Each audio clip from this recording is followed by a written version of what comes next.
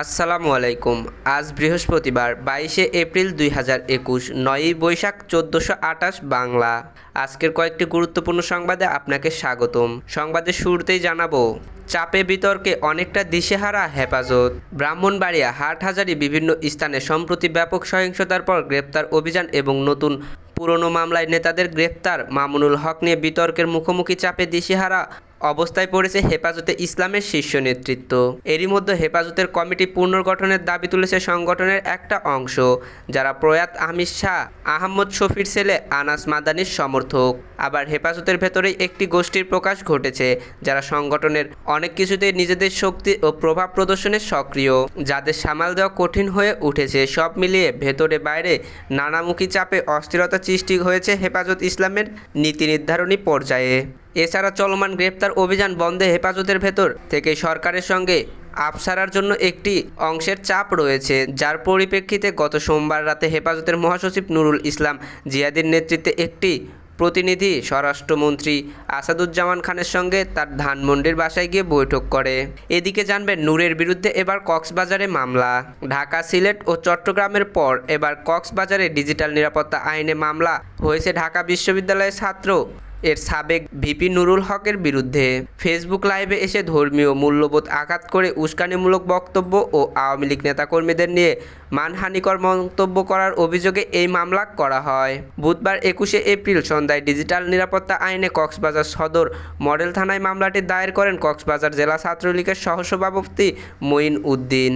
কক্সবাজার সদর মডেল থানার ওসি শেখ মুনির উল গিয়াস বলেন, ডিজিটাল নিরাপত্তা আইনে নূরের বিরুদ্ধে একটি মামলা নথিভুক্ত করা হয়েছে, বিষয়টি তদন্ত করে দেখা হচ্ছে।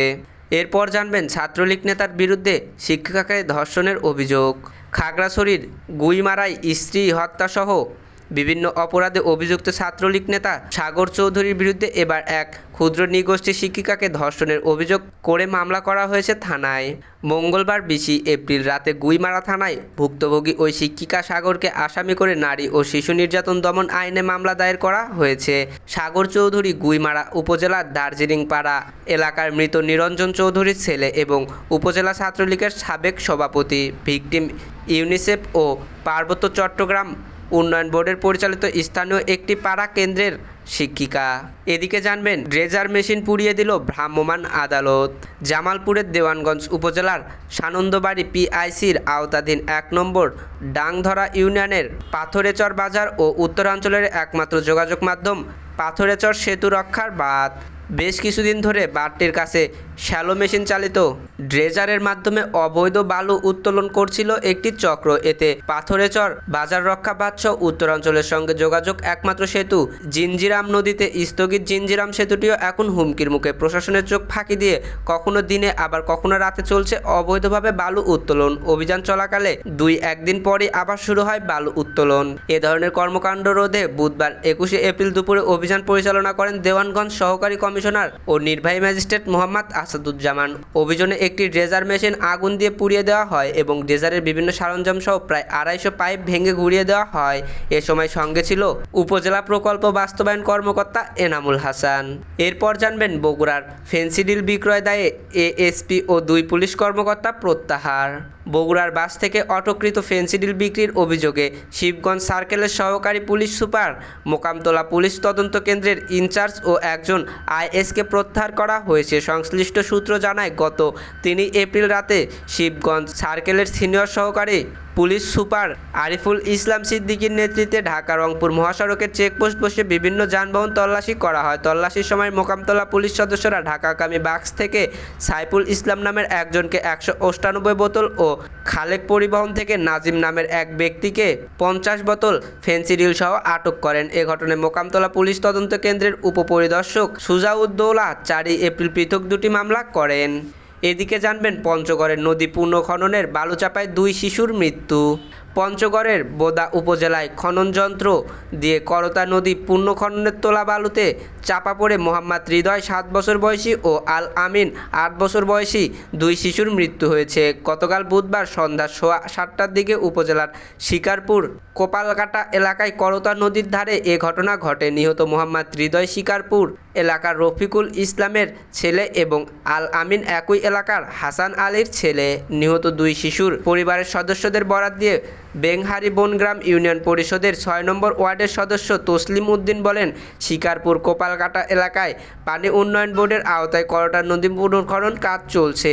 গতকাল বিকেলে হৃদয় ও আল আমিন বাড়ি থেকে প্রায় আধা কিলোমিটার দূরে কোপালকাটা এলাকায় করতা নদীর ধারে রাখা পুনর্খননে তোলা বালুর মধ্যে খেলতে যায়, আর তখনই এ ঘটনা ঘটে। এরপর জানবেন মাদারীপুরে গৃহবধূর ঝুলন্ত লাশ উদ্ধার, পরিকল্পিত হত্যার অভিযোগ। মাদারীপুরের শিবচরে সাথী বেগম ২৭ বছর বয়সী এক গৃহবধূর ঝুলন্ত লাশ উদ্ধার করেছে পুলিশ। বুধবার সকাল ৯টার দিকে উপজেলার বাঁশকান্দি ইউনিয়নের ৭ নম্বর ওয়ার্ডের শেখপুর গ্রামে মামুন চৌকিদারের ঘর থেকে ঝুলন্ত অবস্থায় লাশটি উদ্ধার করা হয়। লাশটি ময়নাতদন্তের জন্য মাদারীপুর সদর হাসপাতালে মর্গে পাঠানো হয়েছে। শিবচর থানায় পরিদর্শক তদন্ত আমির হোসেন শেরনিয়াবাদ এর সত্যতা নিশ্চিত করেছে। সাথী বেগম মামুন চৌকিদারের স্ত্রী ও একই ইউনিয়নের দক্ষিণ বাঁশকান্দি গ্রামের আসিমউদ্দিন কবিরাজের মেয়ে। তবে ঘটনার পর থেকে স্বামী মামুন চৌকিদার পলাতক রয়েছেন। এদিকে জানবেন মধ্যরাতে আগুনে পুড়ে ছাই ১৫টি দোকান। যশোর শহরের টাউন হল মাঠ সংলগ্ন জেলা পরিষদ সুপার মার্কেটের ১৫টি দোকান আগুনে পুড়ে ছাই হয়ে গেছে। বুধবার রাত ১২টার দিকে আগুনের সূত্রপাত হয় বলে প্রত্যক্ষদর্শীরা জানান। সাথে সাথে ফায়ার সার্ভিসের খবর দিলে ফায়ার সার্ভিসের ৪টি ইউনিট ঘটনাস্থলে পৌঁছায় এবং ১ ঘণ্টার চেষ্টায় আগুন নিয়ন্ত্রণে আনে। সর্বশেষ সংবাদে জানবেন ধান কাটা নিয়ে দুই পক্ষের সংঘর্ষে নিহত এক। নওগাঁর নিয়ামতপুর বিরোধপূর্ব জমিতে বোরো ধান কাটাকে কেন্দ্র করে ক্ষুদ্র নৃগোষ্ঠীর দুই পক্ষের সংঘর্ষে বধূ সর্দার নামে একজন নিহত হয়েছেন। এ ঘটনায় ২ নারীসহ আহত হয়েছেন আরও ৮ জন। এ ঘটনার থানায় একটি মামলা দায়ের করা হয়েছে। হতাহতের সঙ্গে জড়িত থাকায় ২ জনকে গ্রেপ্তার করেছে পুলিশ। বুধবার ২১শে এপ্রিল বিকেল ৩টার দিকে উপজেলা পাড়ইল ইউনিয়নের মাসনা ধানের ক্ষেত এই সংঘর্ষে ঘটনা ঘটে। নিহত বধূ উপজেলার পাড়াইল ইউনিয়ন বান্দিল বিচিবাড়ি গ্রামের মসি সর্দারের ছেলে। এতক্ষণ আমাদের সাথে থাকার জন্য ধন্যবাদ। পরবর্তী সংবাদ সবার আগে পেতে আমাদের চ্যানেলটি সাবস্ক্রাইব করে পাশে থাকা বেল আইকনটিতে ক্লিক করে রাখুন।